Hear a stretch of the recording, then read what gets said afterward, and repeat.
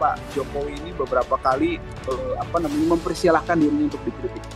Kemudian bahkan sempat beberapa kali memaafkan orang-orang yang mengkritik dia. Tapi di sisi lain, dengan instrumen-instrumen politik dan hukum yang digunakan, gitu kan, yang diduga dia gunakan, kemudian menggunakan hal yang sebaliknya. Kemudian muncullah pahlawan-pahlawan kesiangan, kemudian yang kemudian mencoba menetralisir tersebut, yang tujuannya sebenarnya adalah untuk mendelegitimasi kapasitas orang itu sendiri. Gitu. Jadi ini permainan cantik tanda petik yang digunakan oleh penguasa beberapa saat belakangan yang saya pandang itu mulai menunjukkan hasilnya. Itu menunjukkan kegagalan ketika yang dituju adalah orang-orang yang tadi menurut Bang Faisal ini adalah orang-orang yang punya tauhid yang luar biasa, punya konsistensi dalam berpikir, berbuat dan bertindak sejalan dengan tadi niatnya dia.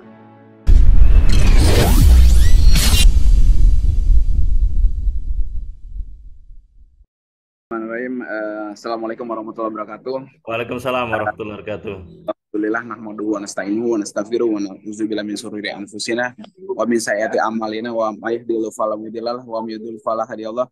Asyhadu alla ilaha illallah wa asyhadu anna Muhammadan abduhu wa rasuluh la nabiyya ba'dah. Terima kasih kepada PKAD, Cak Slamet dan juga tim sekalian dan juga pemirsa sekalian serta Mas Ahmad Kozinuddin rekan saya yang saya hormati dan salah satu guru aktivis saya Bang Faisal Assegaf, luar biasa. Saya memang tadi mau mendengar beliau dulu, Cak Slamet, sebelum saya gitu, karena nggak sopan kalau murid ngomong sebelum gurunya gitu kan. Jadi salah satu yang memang saya hormati dari kalangan aktivis yang memang saya amati sejak saya masih sekolah dulu, itu salah satunya beliau dan di samping Pak Haji Munarman. Makanya saya tadi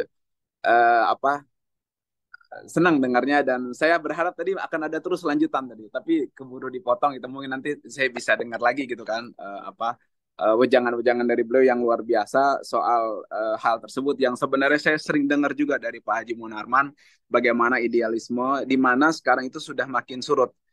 Angkatan-angkatan beliau dan di bawahnya itu sekarang sudah banyak yang menikmati kekuasaan itu sendiri, kemudian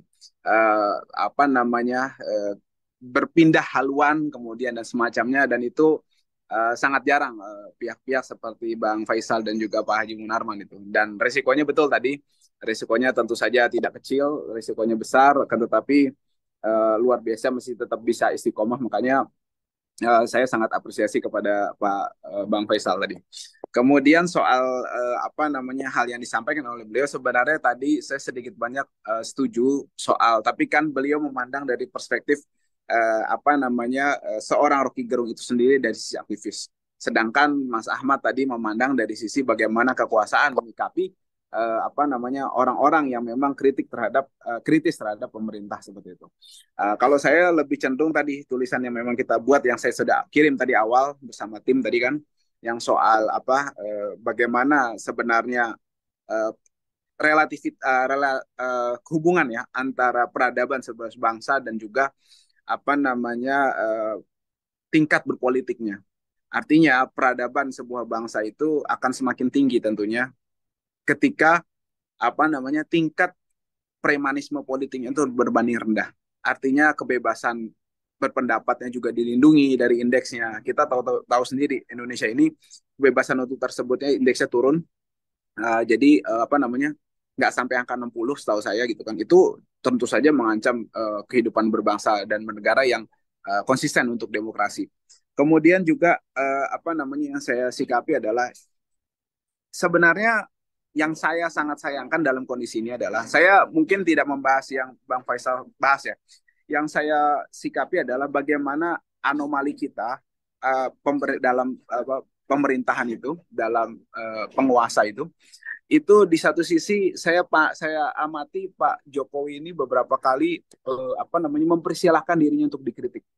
Kemudian bahkan sempat beberapa kali memaafkan orang-orang yang mengkritik dia. Tapi di sisi lain, dengan instrumen-instrumen politik dan hukum yang digunakan gitu kan, yang diduga dia gunakan, kemudian menggunakan hal yang sebaliknya. Kemudian muncullah pahlawan-pahlawan kesiangan, kemudian yang kemudian mencoba menetralisir hal tersebut yang tujuannya sebenarnya adalah untuk mendelegitimasi kapasitas orang itu sendiri gitu. Jadi ini permainan cantik tanda petik yang digunakan oleh penguasa beberapa saat belakangan yang saya pandang itu mulai menunjukkan hasilnya. Itu menunjukkan kegagalan ketika yang dituju adalah orang-orang yang tadi menurut Bang Faisal ini adalah orang-orang yang punya tauhid yang luar biasa, punya konsistensi dalam berpikir, berbuat dan bertindak sejalan dengan tadi niatnya dia untuk kebenaran, keadilan dan juga untuk konsisten dalam bersikapnya tadi. Contohnya siapa? Ada Habib Rizik, ada Pak Haji Munarman, ada Bang Faisal tadi juga gitu kan. Ada beberapa pihak juga. Itu menemui kegagalan. Tapi untuk beberapa hal itu akhirnya mendapatkan hasil. Ya, ada yang hasilnya itu ketika nanti sudah selesai dari penjara, ada yang ketika dalam penjara, ada yang sebelumnya baru digertak dikit gitu kan. Nah, ada juga gitu. Jadi hasil-hasil itu bisa dituai. Akhirnya tadi menurut Bang Faisal menciptakan musisi politik atau menciptakan kalau saya bilang artis-artis politik gitu kan, atau tadi bahkan sempat ada bahasa badut-badut politik lah gitu kan. Bahkan bisa terjerumus tanda petik ke situ. Kenapa? Karena ya tadi ketika ada variabel yang dari kekuasaan itu memainkan sistemnya dengan tadi dengan beberapa muka di awal dia bilang tidak apa-apa dikritik, silakan dikritik, kita runjuk dikritik. Kalau kita yang oposisi sebenarnya sudah paham gimmick-gimmick seperti itu dan yang sudah inilah nggak tertipu lah gitu kan. Tapi dengan publik itu nggak bisa seperti itu. Kemudian muncullah instrumen-instrumen relawannya, ya tokoh-tokoh menterinya itu kan sebenarnya menunjukkan kekuasaan ada permainan di situ. Nggak mungkin mereka itu tidak di luar koordinasi gitu kan. Itu hal yang naif menurut saya gitu kan dalam berpolitik dan dalam lingkungan memperhatikan sistem kekuasaan itu menurut saya hal yang naif kalau kita berpandangan bahwa ini tidak mewakili presiden, tidak, itu naif menurut saya gitu kan. Nah, kemudian ada pahlawan-pahlawan yang memang diciptakan selanjutnya untuk menetralisir tersebut sehingga tadi yang dibidik tadi mungkin secara pidana selamat, secara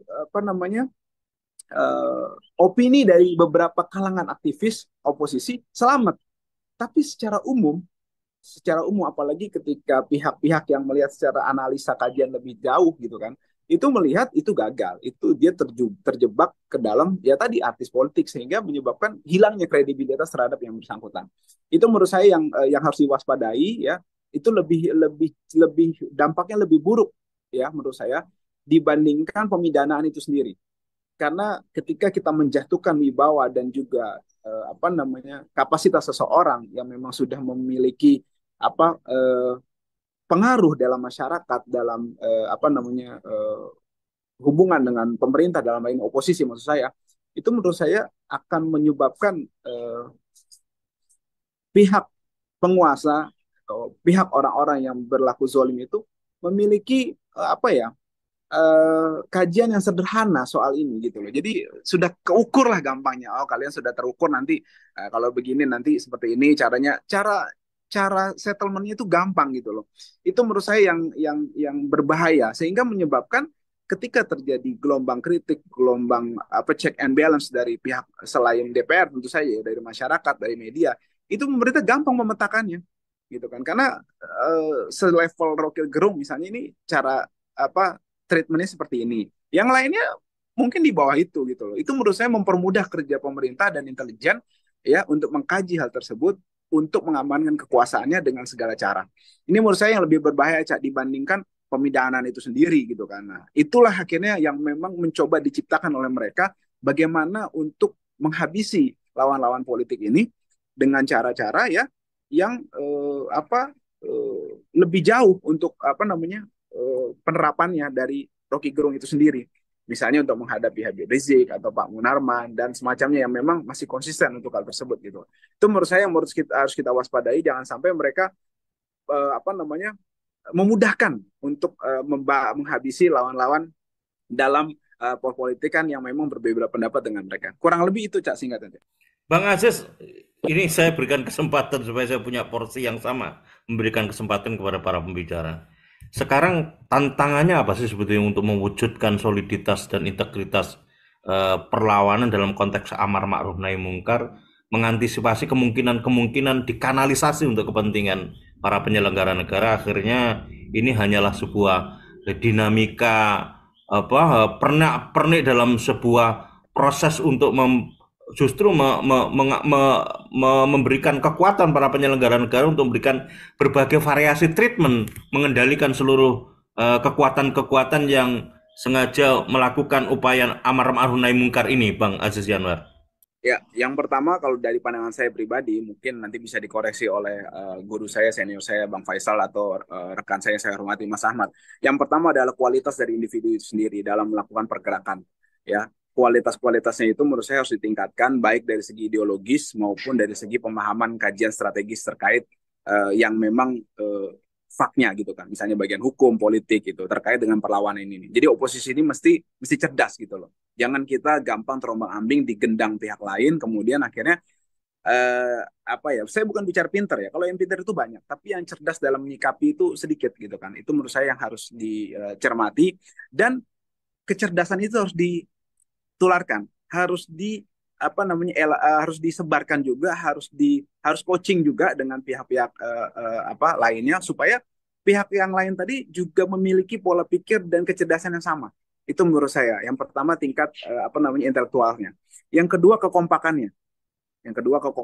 Ini urutannya tapi naik ya Cak ya, kekompakannya. Artinya kita mesti kompak, mesti solid, mesti menyatu, karena kata Ali bin Abi Thalib, kezoliman yang terukur apa yang tertata dengan baik itu bisa menang melawan kebenaran yang acak-acakan gitu loh, kurang lebih. Nah, jadi menurut saya harus solid gitu kan. Nah, yang ketiga, yang terakhir adalah menurut saya keberanian. Itu menurut saya keberanian yang itu berhubungan dengan nomor satu tadi.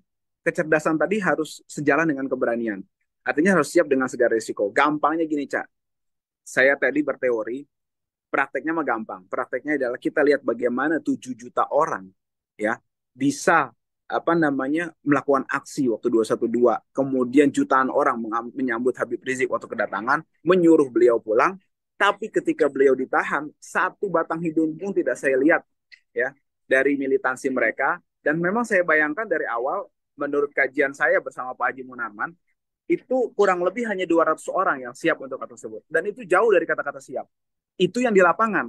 Belum lagi kalau kita bicara yang saat ini sudah ditahan, di proses di dalam itu ternyata banyak yang ternyata melemah gitu loh. Melemah sehingga menyebabkan perlawanan ini dihajar dari dalam juga gitu loh. Dilemahkan dari dalam juga. Makanya tadi saya sepakat dengan Bang Faisal, jangankan di luar, di dalam aja ada yang lemah kemudian melemahkan pihak lain gitu kan. Itu apa namanya, karena kita sering bersinggungan dengan pihak-pihak oposisi yang memang apa mengalami nasib di pidana gitu kan. Itu di dalam saya banyak banyak tahu Cak, bagaimana di dalam itu proses pelemahan-pelemahan itu terjadi, baik kepada sesama maupun kepada masyarakat.